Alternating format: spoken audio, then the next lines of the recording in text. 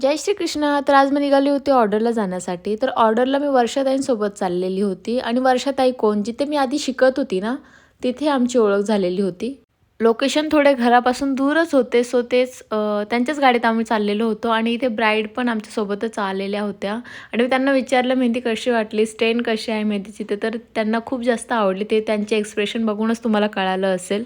Location थोडे दूर होते त्यामुळे पोहोचायला पण थोडा टाईमच लागला. इकडे आम्ही पोहोचलो होतो. एंट्रन्स तर खूप छान सजवलेला होता. इथे आम्ही पोहोचल्यानंतर थोडेसे व्हिडिओ काढले आणि ब्राईड डन झाली. त्यानंतर मला त्यांनी हे आवळा दिले होते खाण्यासाठी, जे त्यांनी होममेड बनवले होते. बट भाईसाहब खूप सुंदर होते, खूप छान लागले. ते मला फार आवडले. हे मी त्यांना कळवले. आता पुन्हा एकदा त्यांना कळेलच.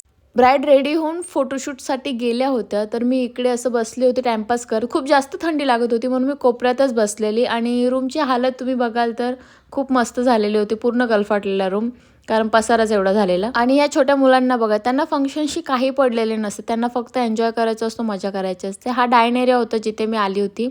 त्यानंतर मग इकडे आमचं सर्व ब्राईडचे लूक डन झाले आणि इथे मी निघाली होती. बाय, टाटा.